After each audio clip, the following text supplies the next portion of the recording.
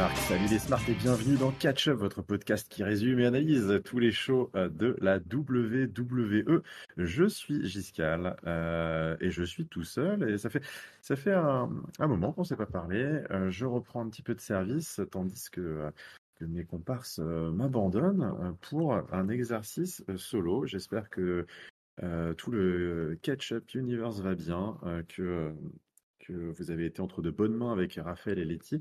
Et donc, je vais vous faire un petit catch-up express sur ce Monday Night Raw du 24 mars 2025. Il était en direct de Glasgow, en Écosse, au OVO Hydro Stadium.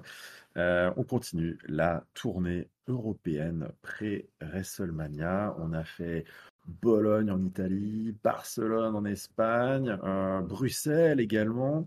Bon, je dois en oublier. Je sais que la semaine prochaine, on est à Londres. Enfin, ils n'arrêtent pas. Donc c'est super cool là pour des ambiances de dingo.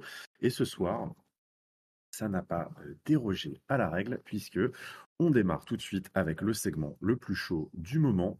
John Cena, qui m'a trahi, qui nous a tous trahis à l'Elimination Chamber. Il vient nous expliquer. C'est un petit peu ce que j'appellerais le volume 2, la deuxième partie de son explication de personnage, de son explication de turn. J'avais pas forcément, en tout cas, moi je fais pas partie de ceux qui ont trouvé l'angle de son heel turn ultra pertinent. Donc il donnait un joker, il avait une chance de se racheter ce soir. Donc bon, la semaine dernière, il nous avait dit, hein, je romps avec vous, avec cette relation toxique, un breaking up with you. Il avait rompu avec tout le public, avec tous ses fans depuis 25 ans. Bah, globalement, il a continué un petit peu dans cette veine, hein. Voilà, il a dit, après avoir rompu avec nous, il nous a expliqué qu'en fait, il nous a manipulés, hein, depuis 25 ans, que tout ça était juste une grande expérience pour lui. Bah voilà, quand il était loyal, quand il était gentil, quand il était aussi dans le dur, quand il a créé sa ceinture spinner. En fait, à chaque fois, toutes les grandes étapes de son personnage n'ont été qu'en fait pour lui des tests, hein, pour voir comment est-ce que nous réagissions. Euh, Soit, très bien. Et bon an, mal an, ce qu'il nous explique, c'est que eh ben, la plus grosse erreur qu'on ait fait, en fait, hein, c'était en 2005, hein, il y a 20 ans, manifestement, quand il a créé cette fameuse spinner belt, hein, et qu'il l'a introduit auprès de nous tous. Bah voilà, il s'est rendu compte à quel point cette ceinture, elle était importante pour les fans de catch et qu'on ne pouvait pas la transformer en jouet comme ça. Et donc, bah, vu qu'il a vu à quel point cette ceinture était importante, et ben, il va la gagner à WrestleMania. Il va partir avec, il va partir à la retraite avec. Et vous pourrez vous inventer une nouvelle toy belt, hein, une nouvelle ceinture jouet pour continuer. Mais en tout cas, le dernier vrai champion de la WWE, ce sera moi. J'emporte la ceinture avec moi. Bon, ok, donc il veut ruiner, hein, aussi, il a dit, hein, il veut ruiner le catch. I want to ruin wrestling for everyone, pour tout le monde, pour la WWE, pour les fans. Euh, et donc il veut battre leur corps, 17 titres, et donc se barrer avec la ceinture. Bon, bah écoutez, je sais pas si ça vous aura convaincu. Moi, c'est vrai que je reste un petit peu. Ça me donne tout. Et je trouve que c'est très très, c'est limite cartoonesque en fait, hein, comme angle. C'est ultra exagéré. C'est vraiment le virage à 180 de personnages qui, ouais, je sais pas. Je trouve qu'en fait c'est trop gros. Je sais pas comment trop vous expliquer ça. Je trouve qu'il y a un terrible manque de subtilité. Alors, pas complètement, parce qu'on sait, on voit, hein, ce discours qui essaye de jouer avec les limites du kayfabe, hein, quand même malgré tout, avec ce côté, je jouais un personnage, je vous manipulais, je vais retourner à Hollywood. Euh, et en même temps, c'est du kayfabe dans le kayfabe, parce qu'évidemment, le catch, peu importe si jouer un personnage, la gimmick est évidemment kayfabe, mais le fait de jouer un personnage et s'attirer les faveurs du public peut tout à fait être quelque chose de parfaitement kayfabe. Donc bon, il y a ce côté, on joue un petit peu avec le quatrième mur, voilà, je me suis un peu foutu de votre gueule, tout ça. En même temps, ça tient la route, et donc c'est un peu une mise en abîme d'une certaine manière, hein, du rôle de Babyface et de la carrière de John Cena.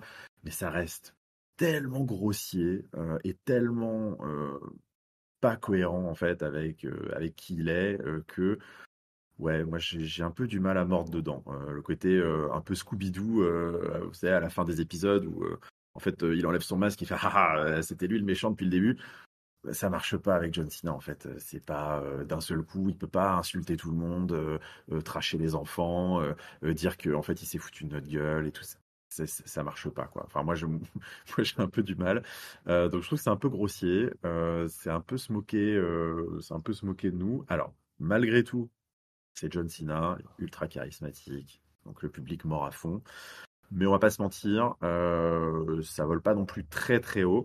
Et on a un peu du mal à voir quand même où s'inscrit le rock là-dedans, qui était d'une certaine manière un petit peu. On était parti sur un angle de corporate champion, Cody Rhodes, qui refuse finalement de rejoindre le côté obscur de la force et de sombrer un peu et de s'éloigner des fans. Et finalement, c'est John Cena qui a pris un petit peu ce rôle-là. On se doute, se demandait à l'Elimination Chamber, peut-être il a reçu peut-être des faveurs du rock pour faire ça. Bon, complètement cassé. Alors, comme souvent avec ce type de top storyline, écoutez, si tout ça fait sens et nous donne un truc monstrueux, dans 2 3 semaines, on aura aisément oublié ce genre de choses. Mais voilà, pour l'instant, ouais, je pense qu'il y avait peut-être mieux à faire avec ce heel turn de John Cena. Toujours est-il que Cody Rhodes débarque. Bon, il va faire sa promo de Babyface ultra over hein, d'ailleurs. Hein. Le public de Glasgow ne s'y trompe pas. Il dit bah écoute, il pose la ceinture par terre. Il dit vas-y, tu peux la prendre. Hein. Vas-y, si c'est ça que tu veux, prends-la. Évidemment, John Cena ne tombe pas dans le panneau et s'en va sous les huées. Tandis que voilà, Cody Rhodes conclut en disant en fait, grosso modo, ton, ton souhait de vouloir partir avec la ceinture n'est pas plus fort, n'a pas la priorité sur nous, notre droit de la conserver. Bon, voilà, ça marche quand même, la dynamique marche quand même pas trop mal, mais on en attend, enfin en tout cas moi j'en attendrais beaucoup plus de ce heel turn historique et je trouve que ouais, c'est un petit peu gnangnan. Mais bon, écoutez, ça marche. On peut pas dire qu'il n'y a pas de réaction dans la salle, donc on poursuit. Ça donnera évidemment dans tout un match cinéma exceptionnel à WrestleMania. On va pas se voiler la face non plus. Deuxième gros segment de la soirée, la réunion, une réunion des Usos. Et oui, c'était le partenaire mystère de Jimmy Uso. Jimmy Uso qui était annoncé ce soir contre A-Town Down Under dans un match tag team. Et c'est Jimmy Uso qui vient un petit peu dans l'anonymat en pleine entrée de Jay, hein, qui arrive derrière et puis qui commence à yitter avec lui. Donc voilà, c'est la petite surprise du chef. Les frères sont réunis. Belle pop hein, pour la réunion des frangins Uso. Super match, écoutez, voilà, très sympa avec des petits moments de nostalgie hein, qui filaient des frictions avec le Alley Ous les très belles combinaisons à un moment euh, avec je crois que c'est Austin Theory ou Grayson Waller, à la limite, peu importe, qui saute par-dessus, Jimmy Uso qui l'envoie par-dessus lui pour se prendre un spear de son frère juste derrière. Et puis aussi, on a évidemment le 1D pour terminer. Très sympa, très belle image. Victoire des frangins Uso. Après le match, Gunther survit, attaque Jimmy et son frère Jay veut le sauver. Petite glissade sur la tentative de spear de Jay. Alors voilà, c'est marrant. Ils ont transformé le botch hein, de la semaine dernière en angle de storyline, voire il y a 2 semaines d'ailleurs, il me semble. Jey Uso qui glisse et qui du coup Gunther en profite et prend l'avantage sur Jay. Donc encore une erreur de Jey Uso qui n'est pas dans son assiette. Et c'est quelque chose, Gunther qui tabasse, et c'est quelque chose qu'on retrouvera un peu plus tard backstage dans le show, parce que Jimmy et Jay, voilà, Jay un petit peu la tête dans les chaussettes, Jimmy qui essaie de lui remonter le moral, et Jey Uso qui dit ouais, je sais pas si je peux battre Gunther, j'ai quand même 3 défaites en 3 matchs contre lui. Jimmy Uso qui lui dit bah non, tu pourras jamais battre Gunther. Pourquoi? Oui, bah, en tout cas, ce Jey Uso ne pourra pas battre Gunther. Hein, moi, je veux revoir le Jey Uso qui a gagné le Rumble, le Jey Uso qui était le right-hand man de Roman Reigns. C'est ce Jey Uso qui pourra devenir champion du monde poids lourd. Moi, je veux revoir ça. Donc, Jimmy, Jey est tout chaud et tout super. Et t'as Gunther, d'ailleurs, qui passe à ce moment-là et qui se prend, qui taunte un peu Jey Uso et qui se prend une baffe terrible de Jimmy. Donc voilà pour les développements de cette semaine sur la scène World Heavyweight Championship donc arrivé sur le devant de la scène de Jimmy Uso. Donc intéressant, parce que c'est vrai qu'on va pas se mentir, là non plus, je pense que ce build-up est peut-être pas le plus foufou qu'ils aient fait. Je ne sais pas ce que vous en pensez, vous, si vous pouvez vous enflammer là pour ce pour ce Jey Uso, pardon, Gunther, bis repetita à WrestleMania. Est-ce que vous y croyez? Mais l'arrivée de Jimmy peut, voilà, avec le match annoncé, hein, Jimmy va défier Gunther la semaine prochaine. Et d'une certaine manière, on a un Jimmy qui prend beaucoup de place d'un seul coup, hein, qui défie Gunther, qui lui met une grosse gifle, qui va défendre un peu l'honneur de son frère la semaine prochaine. Est-ce que d'une certaine manière, il n'y a pas quelque chose, une petite carte à jouer peut-être pour que Jimmy joue un rôle à WrestleMania? C'est vrai qu'en plus, il y a le clin d'œil évident. L'année dernière, il y a eu Jimmy contre Jay. Est-ce qu'ils sont complètement rabibochés maintenant qu'ils font leur carrière en solo? Euh, bon, peut-être quelque chose à jouer, parce que finalement, c'est Jimmy qui porte un peu le duo là. Donc voilà, c'est affaire à suivre. On continue sur les segments qui ont concerné scène pour les titres mondiaux et avec le titre mondial féminin détenu par Io Sky. Et donc ce soir, on a, bon, vous savez, les semaines dernières, on enchaîne un peu les gros face-à-face lors desquels, depuis ces dernières semaines, Io Sky se fait un petit peu maltraiter et manquer de respect par les deux autres qui semblent être. Pourtant, c'est Bianca Belair qui va défier Io Sky à WrestleMania, mais Bianca Belair n'a Dieu que pour Rhea Ripley. Rhea Ripley, elle, n'a Dieu que pour Bianca Belair, qui était venue, on se souvient, intervenir dans son match de championnat contre Io Sky et qui avait un petit peu, d'une certaine manière, causé la défaite de Rhea Ripley. Donc la semaine dernière, il y a eu cette signature hijackée par Rhea Ripley qui avait apposé son nom sur le contrat.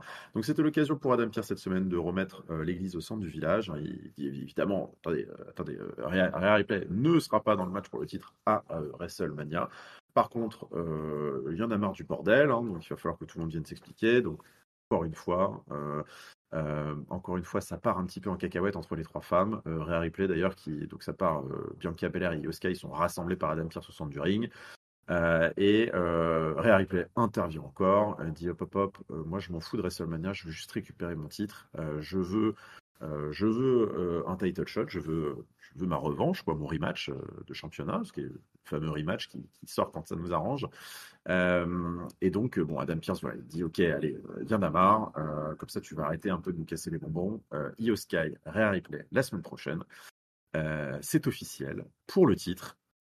Donc ce sera à Londres, sans doute dans une grosse ambiance. Ça, c'est vrai que ça va être sympa de voir cette revanche qui, même si j'aime, vous savez, pas forcément fan de Io Sky, il faut reconnaître que son premier match contre Ripley était vraiment excellent. Et donc cette revanche peut faire saliver avec les perspectives pour WrestleMania derrière, puisque un peu plus tard dans l'émission, Bianca Belair a également été officialisée comme étant la special guest referee, l'arbitre spécial pour ce match. Donc on continue hein, sur ce trio gagnant. Et donc la semaine prochaine, main event féminin, triple menace potentielle à WrestleMania, extrêmement ouverte. Hein, évidemment, on sent qu'on y va tout droit. Et bah écoutez, allons-y. De toute façon, je pense pas hein, que Io Sky versus Bianca Belair soit un match suffisant pour WrestleMania. Rhea Ripley ne peut pas rester sur le bas-côté. Tout ça s'écrit tout seul.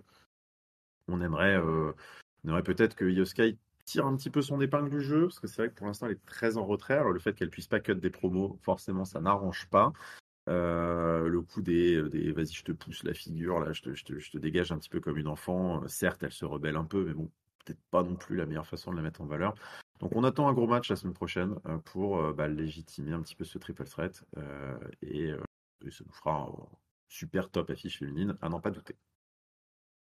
Quatrième gros morceau de cette émission, c'était bien évidemment la scène intercontinentale masculine, il faut préciser maintenant, et avec une nouvelle défense de titre pour Bron Breakker qui affrontait Penta dans le main event du show.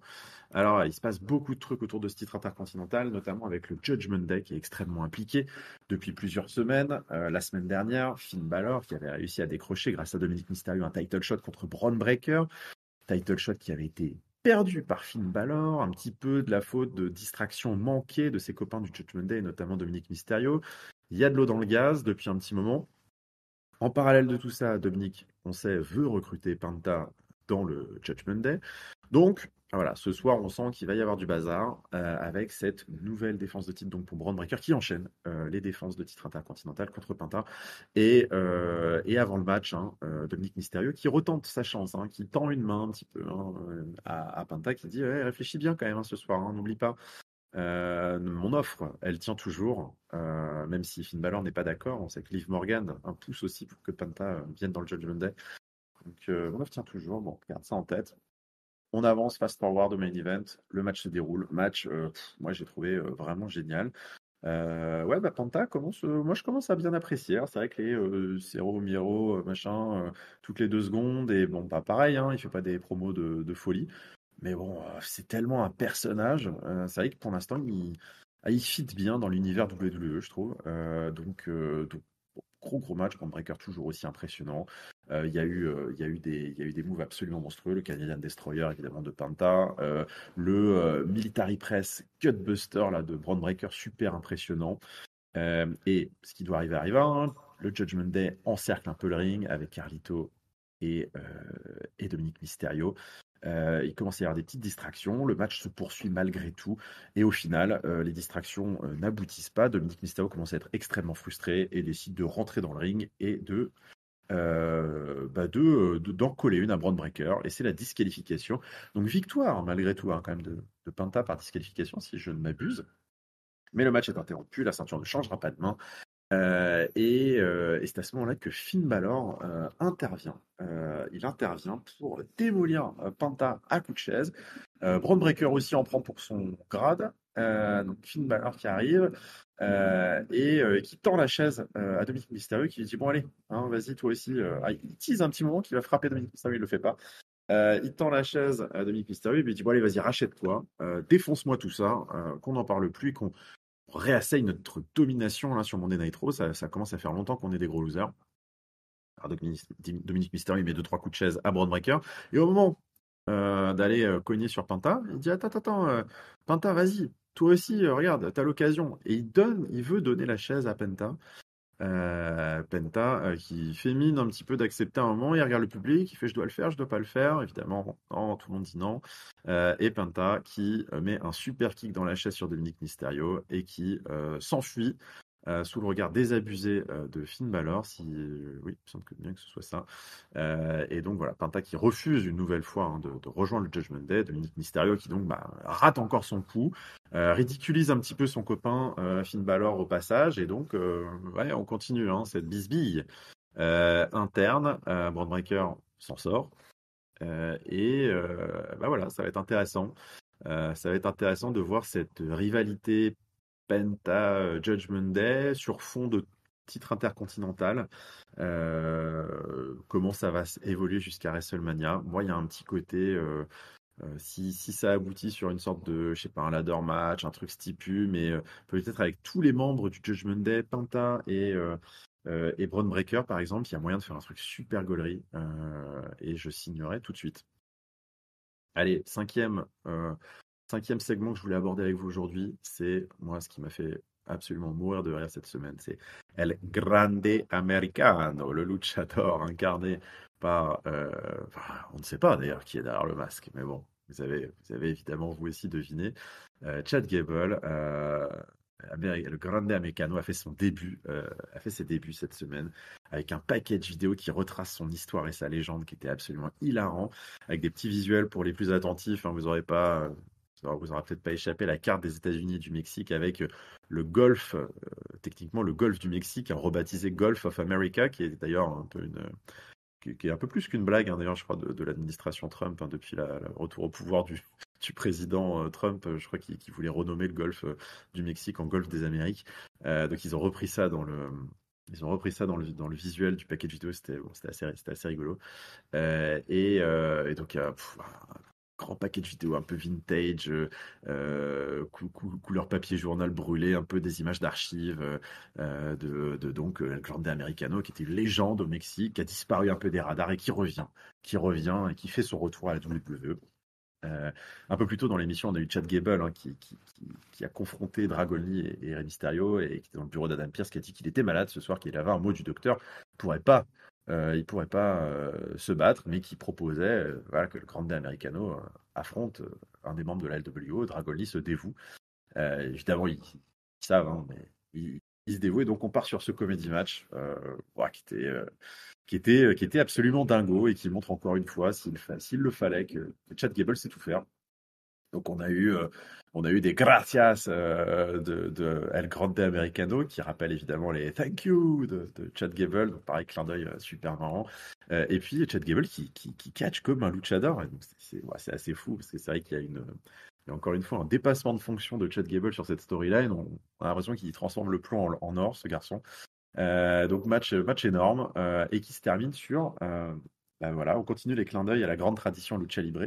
El Grande Americano qui démasque Dragon Lee complètement, il enlève son masque et il en profite du coup pendant que Dragon Lee essaie de se cacher le visage pour lui placer un ankle lock. Ah oui, ça pue. Donc les commentateurs évidemment qui disent ah, ankle lock, regardez c'est Chad Gable. La blague se poursuit, victoire de Chad Gable, Dragoni abandonne, et donc voilà pour la blague de cette semaine avec cette storyline absolument loufoque, qui moi me plaît énormément et qui j'espère trouvera sa place jusqu'à WrestleMania, parce que là aussi je pense qu'il y a moyen de faire des trucs absolument fous. Et donc voilà, on suit ça avec beaucoup d'attention. Le dernier segment. Peut-être avant de parler du dernier segment que je voulais voir avec vous, un petit rapid fire là, un petit jobbers corner là comme on faisait à l'époque avec tout ce qui a pu peut-être se passer pendant l'émission. Sachez que Lyra Valkyria a conservé son titre intercontinental contre Raquel Rodriguez malgré la tentative de triche de Liv Morgan, puisque Bayley est venue égalisé un petit peu aux abords du ring, a sauvé la championne et a permis donc à Lyra Valkyria de conserver son titre avec donc cette storyline qui se poursuit, qui sait peut-être un triple threat ou un fatal four way peut-être pour ce titre intercontinental à WrestleMania. Pourquoi pas. On a eu Logan Paul aussi qui nous a fait une petite apparition en vidéo. Il a teasé qu'il appellerait Jay Styles la semaine prochaine. Voilà, il était là en visio. Il n'avait pas le temps d'être là cette semaine, mais voilà, petit teasing pour nous rappeler que cette storyline continue. On a le New Day aussi qui nous a fait sa traditionnelle désormais interview en haut de la rampe avec mince. Elle m'échappe. Mais vous vous souvenez d'elle, évidemment, l'intervieweuse. Bon, voilà, puis on les a vus un petit peu plus tard aussi dans l'émission, dans le bureau d'Adam Pierce. Ils sont toujours pas contents, c'est des gros heels, et ils aimeraient bien avoir un title shot contre les War Raiders. Et donc voilà, tout ça se poursuit également. Je pense que j'ai fait le tour un petit peu de la low card de cette émission. Et donc on va conclure ce petit catch-up express par le dernier segment. Qui était donc CM Punk qui était là ce soir pour une promo et qui scelle le triple threat entre lui enfin Roman Reigns et lui et Seth Rollins.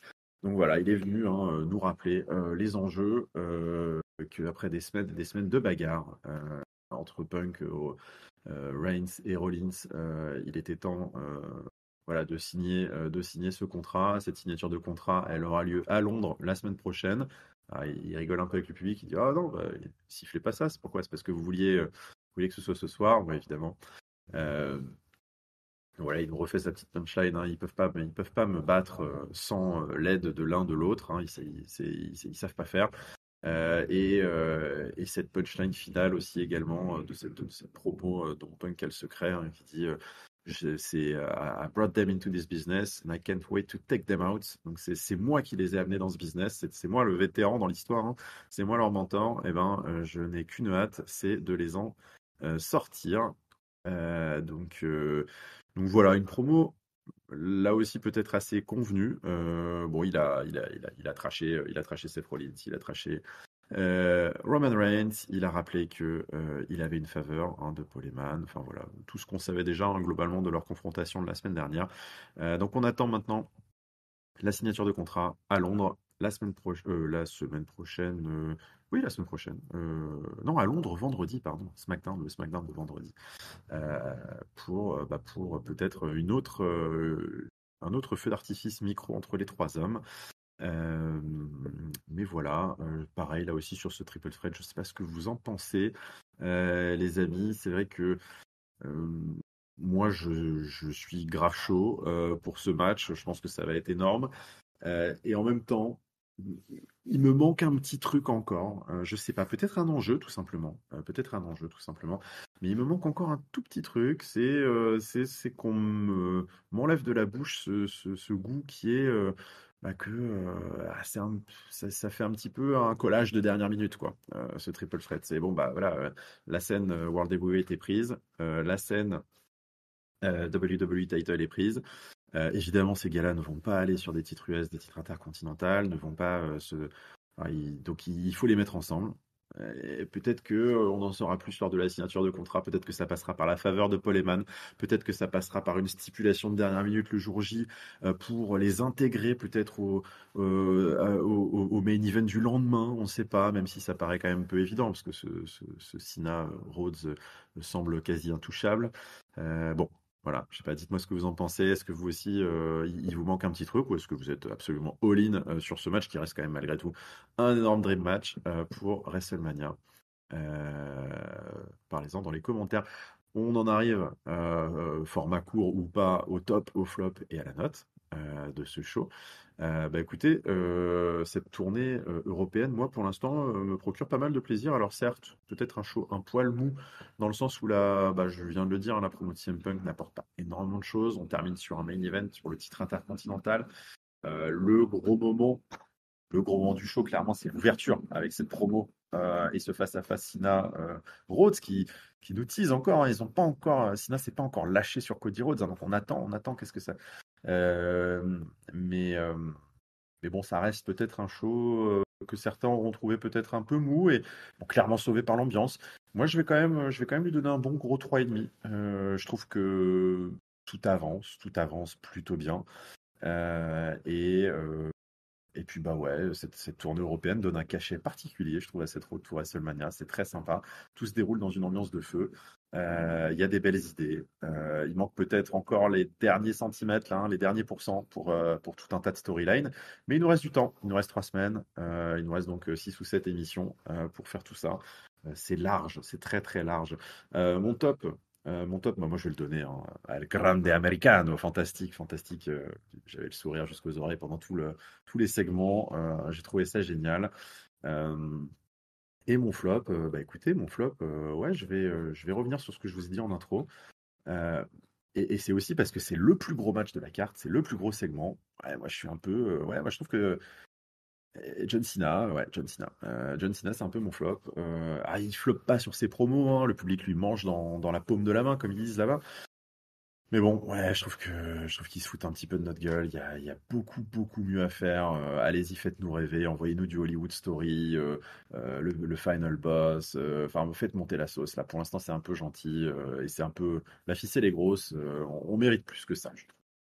Voilà qui conclut ce Catch-up Express du Monday Night Raw du 24 mars à Glasgow. Chers amis de Catch-up, vous pouvez nous retrouver évidemment sur YouTube, sur Spotify, sur toutes les bonnes crèmeries. N'hésitez pas à commenter et liker sur les plateformes sur lesquelles vous nous écoutez, vous nous regardez. N'oubliez pas également de nous rejoindre sur nos réseaux sociaux, Twitter, CatchUpCDC, compte Instagram également, et sur notre Discord. Le lien sera dans la description des podcasts, que ce soit sur Spotify ou sur YouTube. Venez discuter avec nous et participer également à notre concours de pronostics avec la clôture de la saison qui arrive bientôt avec WrestleMania. Donc venez, pour ceux qui n'avaient pas encore joué, c'est l'heure de faire un petit galop d'essai pour vous lancer dans la prochaine saison qui commencera dès après WrestleMania. Sur ce, c'est tout pour moi. C'était Giscal. Je vous souhaite à toutes et à tous une bonne semaine pleine de catch. Et ciao ciao tout le monde.